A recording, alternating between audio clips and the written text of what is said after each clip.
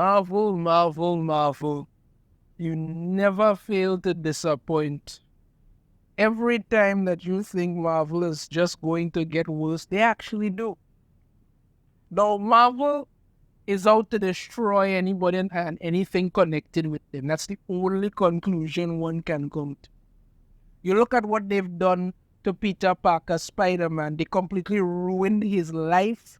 They've just dragged it through the mud. They keep finding new creative ways to piss all over that. Punisher, well, oh God, they literally removed Frank Castle's skull logo, his guns, his whole badass vigilante thing, and then, of course, they castrated his manhood at the end when his wife shoots him, calls him a bitch, takes all his money, and leaves him. That's what you really need to do. So this is what Marvel has been out there doing. And one character that they have spent quite possibly the last 10 years absolutely destroying is Iron Man. Really, when is the last time you actually picked up an Iron Man comic? When? When is the last time you picked up an Iron Man comic and felt like you were actually reading an Iron Man comic? It has been a very long time. And people may think, well, you know, when the MCU was good, Iron Man was the other. No, they were destroying him in comics even then. It's gotten that bad.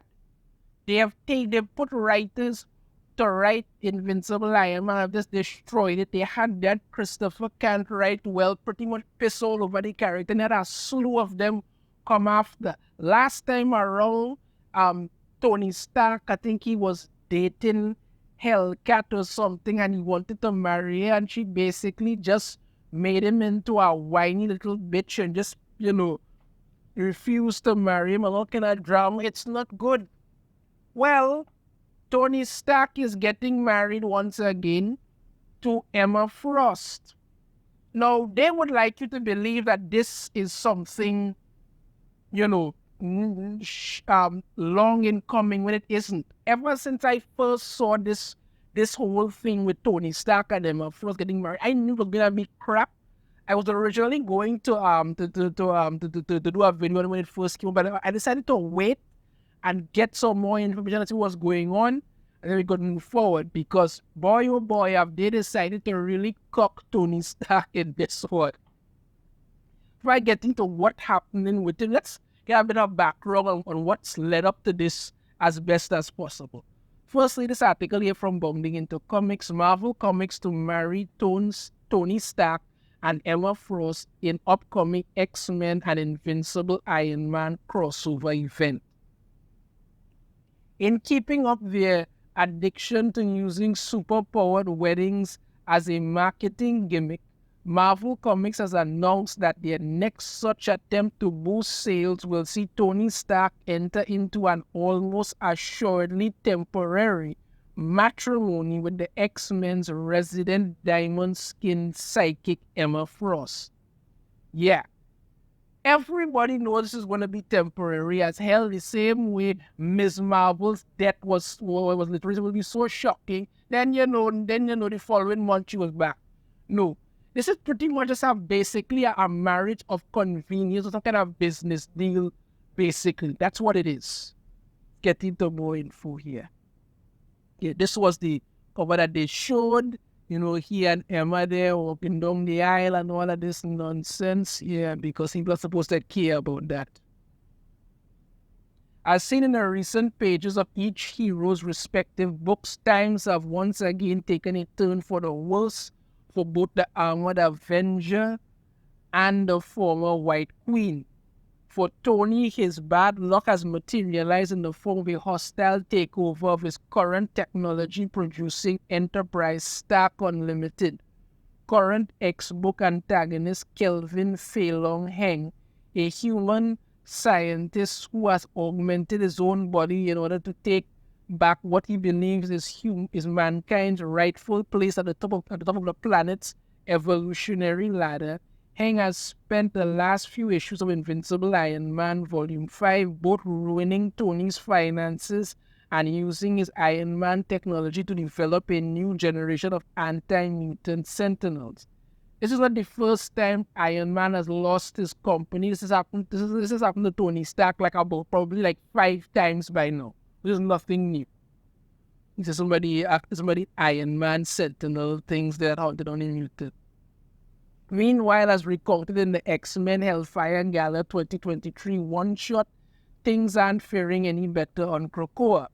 Between the poisoning of the medicines given to the world by the island nation, the shutting down of Krakoa's gate technology, and the outright exile of mutants from the planet, all done courtesy of the anti-mutant group CUCKS, this latest attempt at mutant sovereignty has been left hanging on by only the barest of bare threads.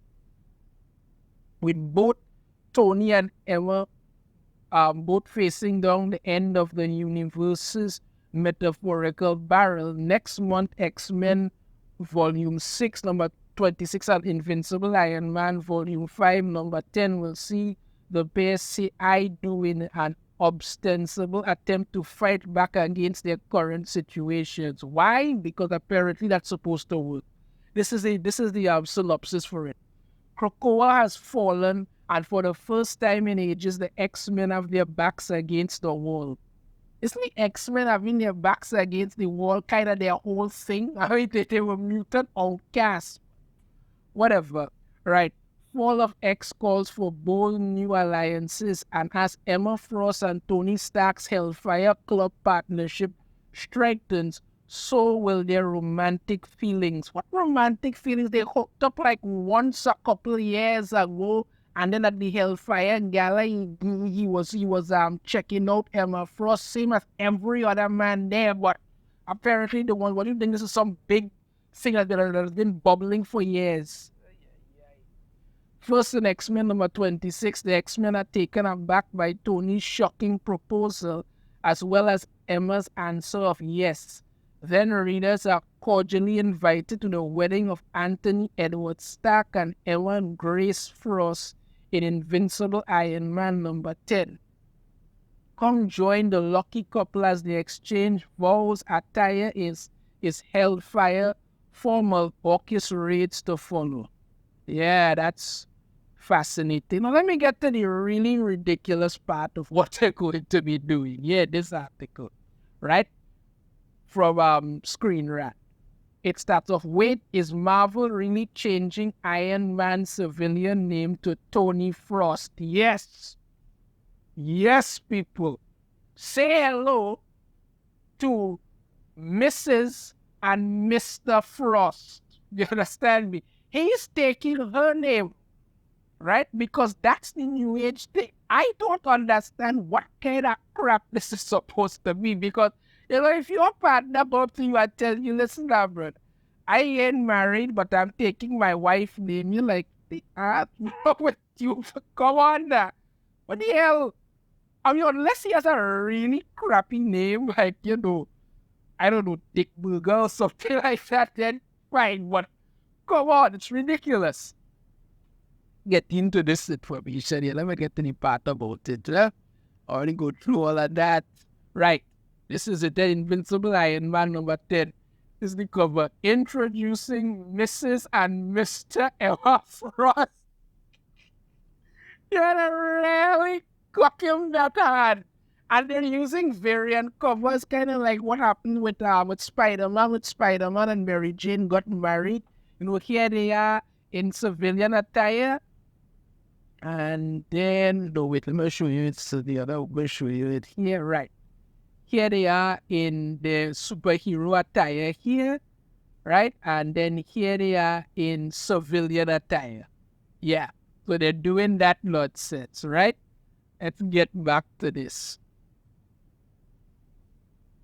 Right. While certainly surprising, this wedding doesn't come entirely out of the blue. Yes, it does. Yes, it does. The relationship between Tony and Emma has been seeded throughout Iron Man's recent skirmishes with Phelan, who has taken over Stark Industries, right? In particular, Jerry Duggan. Oh, God. Well, once you hear Jerry Duggan, you don't know. shows that Emma and Tony discussing their shared enemy on Krakoa while flirting on horseback, with Orchis currently ascendant, a closer union between Iron Man and Emma as they join forces against their shared enemy doesn't seem too far-fetched. It seems very far-fetched. Very far-fetched. Like I said, they hooked up once a long time ago. That's about it. If they want to join forces to take down this whole Feilong and Orchis, they could do that. There's no reason for a wedding, but because you need some cheap marketing gimmick, that's what you're doing. And of course, he has to take her name. After that, just now. Right here it is. As for the issue of Tony Frost, listen to how they try to spin this.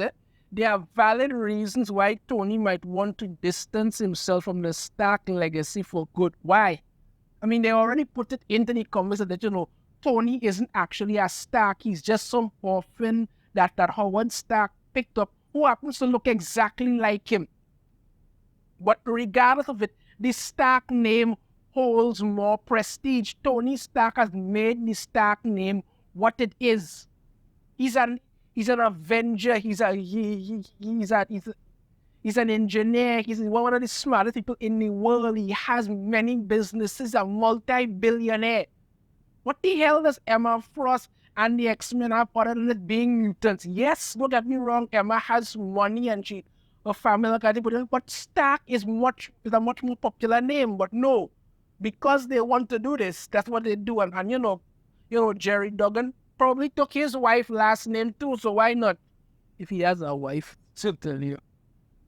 Right. There are valid reasons why Tony might want to distance himself from the Stark legacy for good. In Feilong's hands, the company Tony worked so hard to steer in the right direction is now churning out Stark Sentinels, deadly amalgamations of Iron Man and Sentinel technology that make them supreme mutant hunters and enforcers of Orchis' New World Order, with Stark Industries now firmly standing for everything Tony has ever stood against. Abandoning the Stark name in favor of Frost and rebuilding the Mutant Hellfire Club would repudiate everything that Feilong has twisted Tony's legacy into. That makes no freaking sense. None. Just like I said, this is like the fifth or sixth time Stark Industries has been taken over and Tony has lost it. He always gets back on his feet, always fills it, or fixes it and rebuilds it. Nobody is going to someone and say, "Oh look, Sentinels are coming out that look just like Iron Man. Tony Stark must be behind it." People know it's not going to be him. It's a ridiculous reason, but no, because Screen Rant needs to shill, they have to come up with something. Tony has long grappled with his legacy as a weapons maker and arms dealer, and now that his company is responsible for churning out the world's deadliest anti-mutant weapons, he may be ready to give up the Stark name for good. The government made Sentinels to hunt down mutants. What the hell? Suddenly he must feel bad about it. Come on.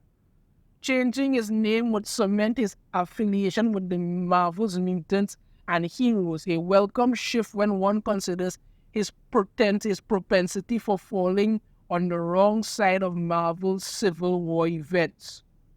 Really? The wrong side of Marvel's Civil War events. So Carol Danvers and her literal brown shirt Nazis in Civil War 2. Let's not forget she also beat Iron Man to death. But no. She can't be a villain, but Tony Stark must be. Yes. Big things have certainly been promised for the upcoming marriage between Emma Frost and Iron Man, but is Marvel ready for Tony Frost? Nobody wants Tony Frost. This is going to be a temporary crap. But no, because you just need to CUCK Iron Man again, because that's what Marvel has been doing for years now. You understand? Tony Stark can't keep his name, so people get ready for Mrs. and Mr. Emma Frost, because she must come first. Mrs. and Mr. Emma Frost. That's what it is. This is absolute garbage, and they have just cooked Ironman and kept a straight face while doing it. Yeah. Let me know your thoughts on this in the comments. If you have a different opinion, I'd love to hear it. If you like the video, try to hit that thumbs up. Subscribe if you haven't already. Ring the notification bell every time I put out a new video. I shall see you all next time. Mrs. and Mr. Emma Frost. Wow. Take care.